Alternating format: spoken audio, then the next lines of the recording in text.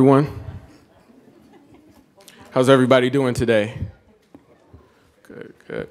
Okay, so we're going to go ahead and get started. My name is Timothy Jones, and I work with the Departmental GAO OIG Liaison Office, and I'd like to welcome you to another engaging and exciting training session for our CFL community addressing fraud risk. And just as a reminder, to earn CPEs for this session, you must have the CPE form, which is found in your folder signed at the end of this session. And there will be a representative at the back of the doors to assist you with that. There is also a short evaluation form in your welcome packet. Please fill in the name of this session, rate it, and turn in your completed evaluation at the registration desk when you leave. And without any further ado, I'm going to present our guest speakers for today, Ms. Alyssa Smiley and Traci Billings, who will share their professional insights with us today. Thank you.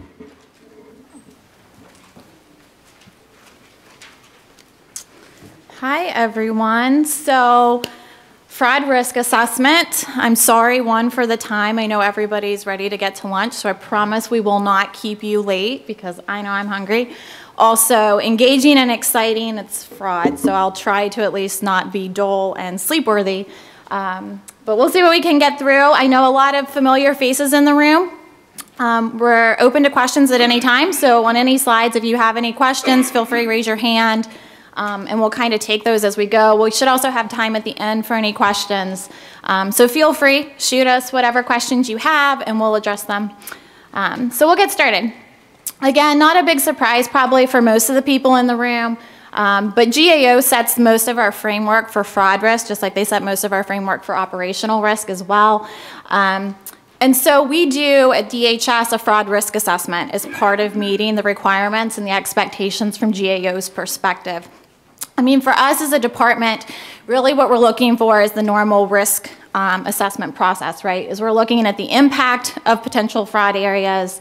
We're looking at the likelihood of those fraud areas coming to fruition.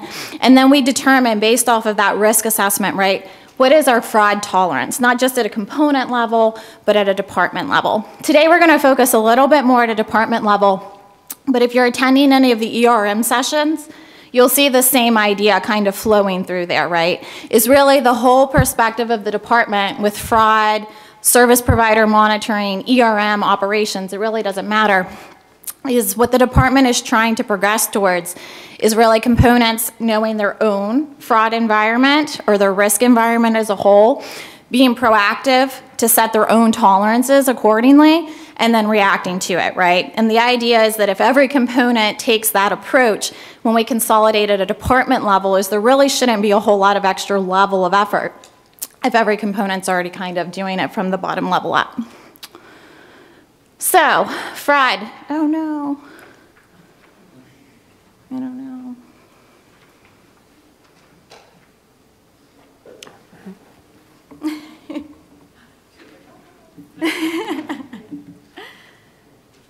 Is this it?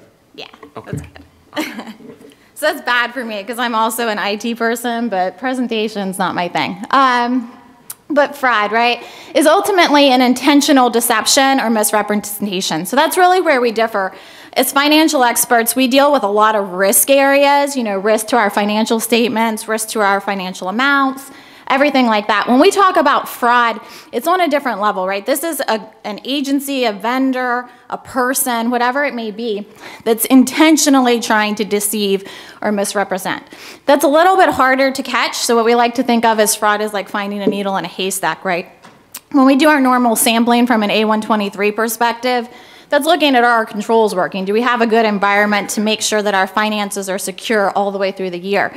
But finding fraud in a normal sampling plan is unlikely. So, because again, with the idea that people are intentionally deceiving or misrepresenting, those people are also usually pretty good about how they design that, so that it is a lot harder to catch. So as a department, we need to be smarter about how we go about looking at fraud as well. So at DHS RM&A, the shop that I work for, risk management and assessment or assurance here at the department, is we do monitor assessments that are submitted by the component. So every component does submit fraud risk registers to the department and a fraud assessment to the department. We go through those, look at it at a component level. What has the component identified? What is the component doing to mitigate those risks? And then we also compare components to components, right? That's where we're really looking for, if Coast Guard's identified certain fraud risks, should they also be identified by CBP? So we'll kind of reach out and do some of those analysis and interactions with the component as well. But really, from our perspective, what we're looking for are those fraud risks that every component is identifying, right? Those are the ones that we consider pervasive department-wide, and that's really the areas that we as a department set as our focus areas for fraud, right? As a Coast Guard, if they have a fraud risk that not every other component has, is we'll monitor and work with Coast Guard to make sure that they're mitigating that risk. But as a department, we're not going to set that as a focus area, right? It would need to be kind of pervasive across all components. So a few examples here, obviously for the department that you can see we do focus on. Grants, obviously, not a big surprise. We do focus on those from a fraud risk perspective. Cards, I know that came up this morning in Claire Grady's speech whenever you start talking about cash, fleet card, purchase card, debit card, as you have kind of gotten looser internal controls, and that's designed by purpose, right? Because the idea is to make that process easier and at an individual person level so that they can get their job done on a day-to-day basis. But whenever you take it down to that level, as you do increase your risk of fraud areas. Workers' compensation fraud, flood insurance fraud, and then contract fraud, right? That's kind of a new area at the department we're still building out. But this would be, for example, a contracting officer writing a contract to a vendor that maybe they shouldn't have. That kind of speaks back even at the department level of why we do the OG forms, right? If you're a supervisor, if you're a contracting officer, if you're a core, the idea is to really look at what kind of issues maybe you have from a financial perspective. If I have stock in a company, I shouldn't be awarding contracts to that company, right? I should kind of withdraw myself and just take the potential for fraud or even the image of fraud out of play. So some of the federal requirements, I'm not going to go through this, but if you're not familiar with them, a few of the areas that we would suggest you looking into would be the GAO Green Book. It sets the standards for internal control in the federal government. It does have some specific areas that speak to fraud as well. And then in July of 2015, GAO also released a framework for managing fraud risk in federal government. So go check that one out. And of course, we also have the Fraud Reduction and Data Analytics Act of 2016. That one's a little bit newer. So again, if you're not familiar with it, they do all feed together. It follows the normal standard approach that we see across most of the taskings that we do at the agency. This GAO is ultimately setting the standards and the requirements that we're going to follow. And then OMB has issued the implementation guidance that we actually use to design our day-to-day actions. So real quick, and then I'm going to turn it over to Traci to kind of speak through the department's approach for fraud. Is again, the definition that GAO sets is, and it would involve obtaining something of value through misrepresentation or deception. So at the department, we've set several categories of fraud. You would have fraudulent financial reporting, misappropriation of assets, and corruption. These are pretty standard. I know. So for corruption, bribery, anything like that, again, thinking from a contracting officer perspective, taking gifts, anything that even kind of gives that appearance of fraud is what we try to mitigate here at the department. Misappropriation of assets, this one's pretty easy. It's the one we're probably most comfortable with as an agency. This is really looking at, somebody takes property, they misuse a bank card, for example. If they have a fleet card, they're using it to fill up their personal vehicle. Anything like that, where it's really using a government asset in a wrong way. Or stealing it, misusing it. Fraudulent financial reporting is a little bit different. So I know when we were going through examples, one of the ones that sticks out in my mind would be payment management, right? And so the idea here is, and how we usually mitigate it at the department, is really looking for that three-way match, right? So you have a contracting officer setting obligations with a very specific value. You have a separate individual doing receipt and acceptance that's kind of speaking to the quality and the quantity that we're receiving. And then you have a third party, again, separate here, that's actually issuing the payment, right? So from that perspective is we don't get payments out the door with just one person looking at it. There's 3 people involved to make sure that you don't have one person setting a contract saying what we receive and when we're receiving it and issuing payment. Some of the indicators of fraud that you'll see here and around the triangle, rationalization, this is the I deserve it, right? At the department, I don't really hear I deserve it, and across the federal government, I don't really hear I deserve it. What I do hear, though, is everybody else doing it, right? And so that's not a good thing. And I think that's the one to stay away from, even if you're on, travel, per diem, anything like that. Cases you read in the news, I think that's usually what you hear, right? So everybody else was doing it, so I did it. So rationalization. Opportunity, kind of speaking to the same thing with everybody else is doing it. Another common one, right, is no one's looking. So this, again, is the idea of trying to have that appropriate level of oversight to make sure that you take the opportunity for fraud out of play. And then finally, pressure. So in the government, obviously, working for more with less is the pressure generally, especially in financial jobs, is increasing. Every day the pressure is increasing. So what you'll hear here usually is I have to meet my goals, right? I have to get payments out the door. I have to get contracts issued. I have to do X, Y, and Z. And in order to get some of those things done, you may feel pressure in a certain area. And so that's really another thing to look at from a fraud perspective. If you think from grants or anything like that, is you have to balance that risk of getting your job done versus cutting corners that make fraud easier to happen and less easy to identify. So any questions at a high level first from just fraud definition framework? Yeah, in the back. You had mentioned 3 resources, one of which was GOA Green Book, and then you mentioned something else, 2015 something. Could you repeat those sources? Sure. Yeah. So the GAO Green Book, Standards for Internal Control, and then in July 15, GAO issued the framework for managing fraud risk. And then in 2016, OMB issued Fraud Reduction and Data Analytics Act of 2016. And OMB has implementation guidance on that one as well. Yep. There you go, ma'am.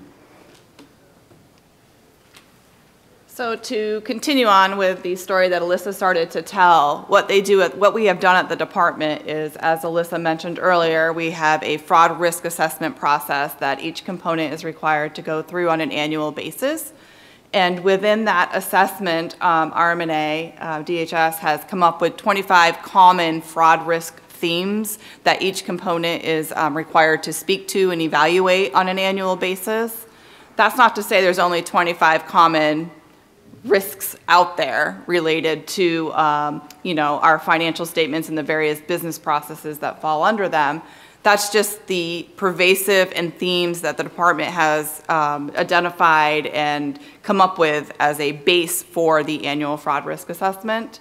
That's not to say that components should, and they should go out there and say, okay, beyond this, what else can I identify? Because if you're just looking within the 25 common fraud risks that the department has set, you might miss something. And as Alyssa said, we're already trying to find a needle in a haystack. So it really is behooves you to look outside of the 25 common financial fraud risks and think about your individual components, as they're all so very different, and make sure that you're identifying as much as possible the financial fraud risks that are out there.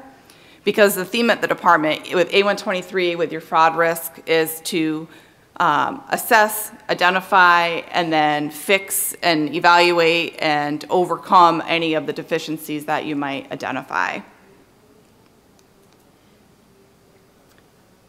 With that, you have to take into consideration the various areas and levels of where you might find fraud risk indicators. When you talk about the entity level, we're really talking about the leadership and how the tone is set at the top, and to make sure that they're on board and helping you facilitate identifying all the fraud risks and aren't making little or light of a subject that really should be taken into consideration every day as an ongoing self-reflection. The process level really would speak to the actual carrying out of the mission and the operations from the supervisory or manager level, and making sure that they're always have their lens open to determine the processes and activities that may be susceptible to fraud in their individual areas. And then at the transaction level, it's really the everyday team that is out there working at the transactional level, processing them and making sure that they understand fraud risk and to make sure they're able to speak to it, identify it, not recreate the wheel. Hopefully you're leveraging anything that you have in place currently to mitigate the fraud and identify gaps and, again, assess them, mitigate them, and move on. And that falls right into our normal A123 process of testing the operating effectiveness each year over our various business processes that we're committed to in our commitment letter each year. So that brings me to the tools that we're currently using as a department to standardize, to reflect, to document, and to identify and keep the conversation going about the fraud risks that are out there. The control evaluation matrix, for those of you that aren't as familiar with the A123 process, it's really our inventory of our controls and our controls that are in place and the risks also. They kind of put them together into themes and buckets to identify how they directly correlate to your individual sub-processes throughout your component.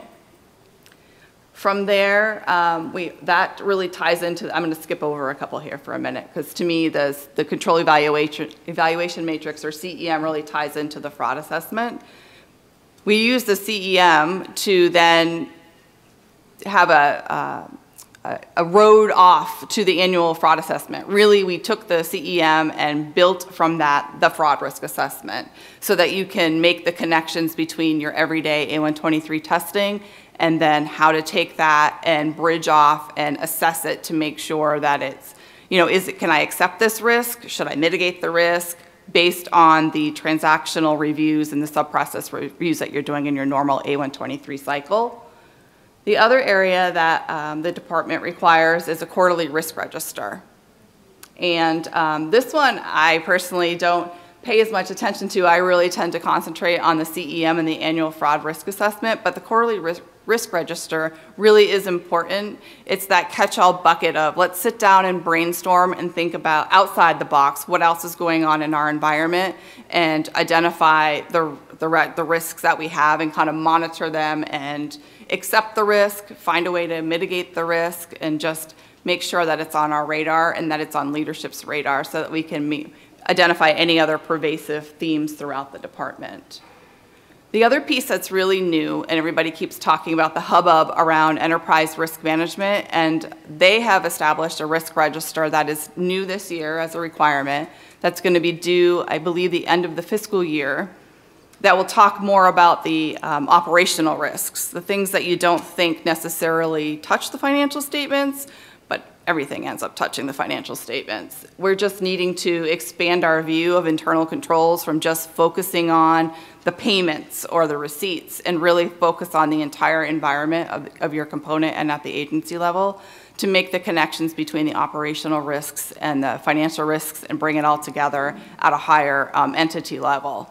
And that risk register, again, is going to be due, it's new this year and will be due by the end of the fiscal year. I don't know if you wanted to add anything to that, Alyssa. No, so the only thing I would say is, so from the financial perspective, everybody's pretty used to doing the normal quarterly risk registers that we've captured in the CFO shops.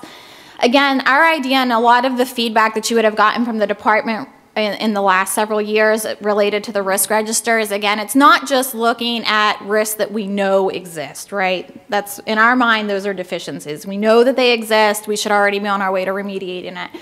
What we're really looking for as a department in both the quarterly risk register for finance as well as the enterprise risk register for ERM is it's really looking at current or even upcoming risk, right, that we see, not just from a fraud perspective, but for any risk. So it doesn't have to be something that we know today, right? So it's not just NFRs that we received in the past or anything like that.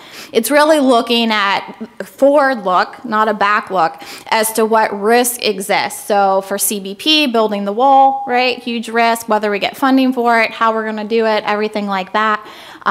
You know, it can be resourcing, it can be staff, it could be whatever. And again, this is really looking at, from both of the registers, is looking at your whole population, right? A brainstorming session as far as what risks do we have coming, and then really looking at prioritizing those risks and deciding where our tolerance levels are going to exist and reacting to those risks, right? And the idea here is that fraud can fall into any of those, right? It can be a risk definitely from the quarter risk register as it relates to the finance shop, but if it's a high enough risk for your component, so grants or something like that, where fraud risk may be of substance, and it is something that maybe we're not willing to tolerate because it's going to be a news story, right, as soon as it happens, it could actually rise to the level that it would make your ERM risk register as well, right, depending. So again, the idea is not that they're really individual entities. The idea is that if you have significant enough financial risks, it may actually rise to a level that it would get incorporated on your ERM risk register as well from an operational perspective, right? So don't necessarily think about it as just going out and individually trying to find risk areas as much as doing a whole population prioritizing and see what kind of flows to the top for your component and submitting and working those. Thank you. So this slide is just showing you the progression of what we do at the department on an annual basis and what our approach is this year for FY18. So right now, just recently this week, we published our FY18 fraud risk assessment template. I believe that anybody that gets those emails and is fortunate enough to have to do those taskers, those came out this week. And with that also came out a personal note from RMNA on some of the analysis that we did based on FY17's results, giving each component a few tips or additional thoughts to take into consideration when putting together your FY18 assessment that's due this summer. The next thing is we continue to educate and train and talk about risk management and fraud risk as a whole. Risk assessment, that's the new buzz phrase. It comes up almost hourly in the conversations that you have because making sure that you understand your risk environment and assess it and prioritize it and give the attention where needed is really important, is what really has been brought to the level of establishing the enterprise risk management framework. The steering committee and the working group, this is a really important topic. We don't want to end up on the Washington Post front page, but we also want to make sure that we're in tune with our control environment. The piece that Alyssa had referred to earlier about the contracts, that's a piece that we're continuing to build out and we're putting a lot more focus on this year with working with OCPO to identify some specific fraud risk controls that need monitoring, fraud risks and controls that need monitoring from a contracting perspective. So it's not new, but it's new. We're putting additional focus there because it's due, it's needed, it's overdue. And then really where we want to get to is moving forward into using data analytics versus just your standard random sampling, because again, like we have said before, it's looking for a needle in a haystack. If you can really find a way to leverage your data and start doing some trending to identify anomalies in the data, especially on things like your charge cards and payments, then you can concentrate on areas that really jump out at you in the data versus just kind of hunting and pecking and looking and hoping you find something. I mean, we don't really want to find anything, but to go about it in an analytical way and start using tools to help you weed through the thousands and thousands of transactions that are done on an annual basis. That's where we really want to get to, because it may reduce resources in a very resource-strapped environment and help you to concentrate on areas that really are more value-added than just standard sampling. And again, the next thing is you always need to be continuously thinking about your environment and what other risks or themes are out there within your component. Talk amongst the community. I know that we have the SAT team that we do at RMNA where we pull all the components together and we talk about things that impact all of us. That would be another great forum to just bring up things that are on your radar that you're wondering if other components are thinking about or maybe considering that could help you also at your component, and make sure that you're on an ongoing basis really reflecting on your risk atmosphere. Does anybody have any questions? Yes, sir. Data analytics sounds great. We'd love to do it, but we don't necessarily have funding for the tools. Plus, maybe the department and everybody else should be on the same tools. Is anybody working on looking at the software side of it? I mean, you're right, Jerry. That's like a great idea, right? I'll let Alyssa handle that one. So data analytics, completely agree. I know when we talk with a lot of components is there's a lot of desire, there's a lot of interest, but there's not a lot of know-how, right? What's that next step to really get into it?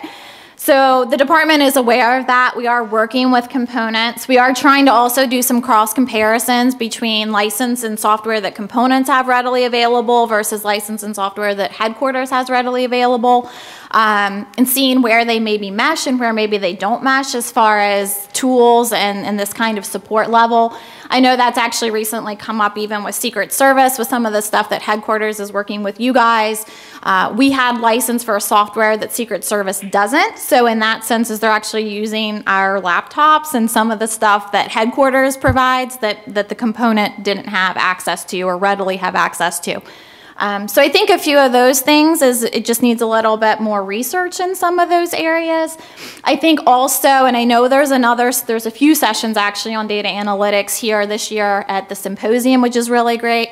There is one that I would highlight that's actually with Coast Guard, Treasury, and PwC, who does data analytics for us here at the department, that goes through a few of the tools and tricks of the trade that they have used that have been working well for the department.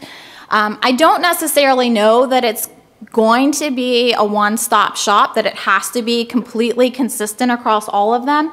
We are trying to at least stand up from a department level a mechanism that if components want to use it, right, is they can kind of filter through. The good news is really in order to do the data analytics is it doesn't have to be done by every component individually. If we set up a mechanism, really the only thing that the department needs to do is have an understanding of what your data represents, right? Working with you guys to help set those flags and indicators that we're gonna program to look for, and then obtaining the data, right? So from that perspective, I do think the idea is that the department opens those chains in order to find the most cost beneficial and consistent format that we can for the department. I would say though, part of the thing on data analytics is again, what I kind of hear is the assumption is it's just gonna kind of fix the issue, right? Data analytics is one, you have to make sure you get it programmed up front correctly, right? You have to really know what your data is showing you, and you have to really understand every single attribute in your data. Because in order to kind of catch those indicators is you need to know where to find them and where to look for them. The other issue that I would highlight as well that is a pro of data analytics, but I think sometimes is overlooked, is a lot of our counterparts at components are used to doing sampling, right? We do 45 samples. We assess what that means, kind of judge what the impact is associated with it. We have a little bit of flexibility there. When you start looking into data analytics, especially for things with fraud and everything like that, the pro of it is you get to look at your whole population, right? I can look at every single transaction. I can look at all the data associated with that transaction. The con of that is everything that throws an indicator, you kind of need to follow up on, right? Because you've designed your indicators in a way that there is a risk behind them. And so from a level of effort, I think that's just something to keep in mind as well, is if you get 200 flags as indicators, is you don't necessarily have that luxury of just saying I'm only gonna look at 30 or I'm only gonna look at 45, is 200 have flagged as actual risk transactions at this point. So again, just keep that in mind, and those are things that we're trying to work out with the department.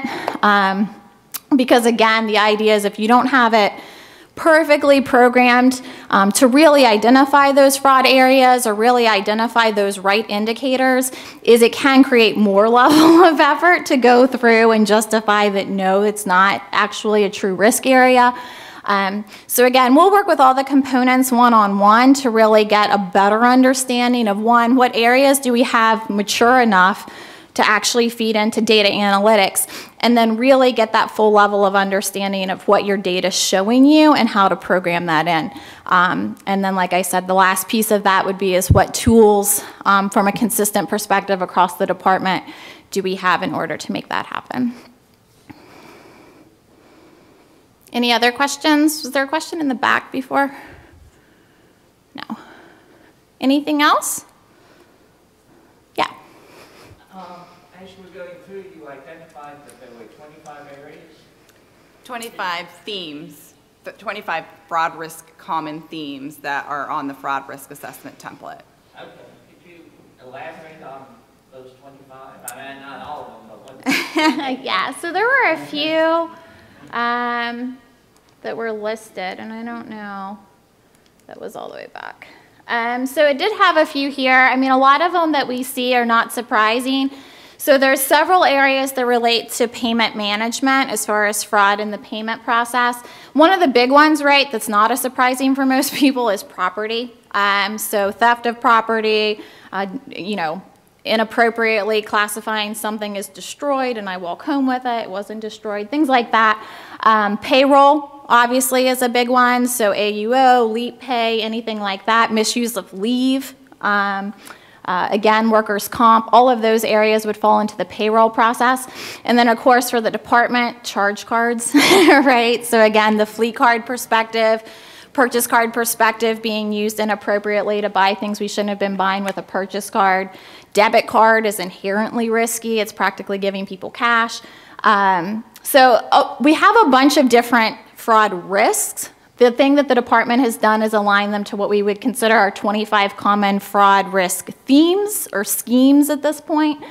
I would say this is also an approach the department's been doing it. I think this was laid out in the GAO framework.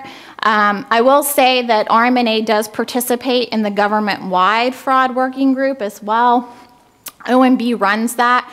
This is a approach that they're also trying to take in coordination with Treasury. So what they're trying to set at this point is actually government-wide fraud themes.